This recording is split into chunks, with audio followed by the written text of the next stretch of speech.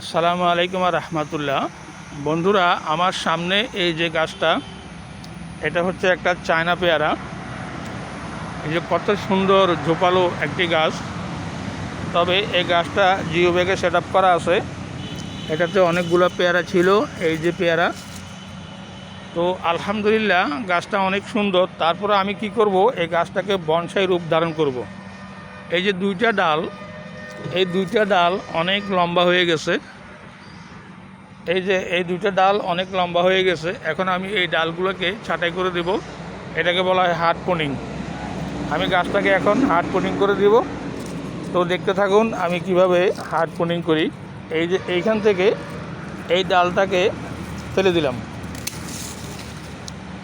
আর এইখান থেকে এই ডালটাকে ফেলে দিলাম। এই যে এখন গাছটি সুন্দর একটা শেপে চলে আসছে। তো বন্ধুরা, আপনারা যখন এই গাছ প্রুনিং করবেন অথবা হার্ড প্রুনিং করবেন, হার্ড প্রুনিং করার আগে গাছে খাদ্য প্রয়োগ করবেন।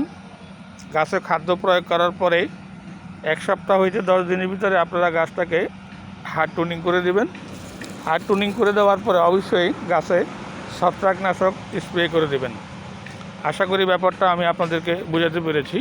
তো ভালো থাকেন, আল্লাহ হাফেজ।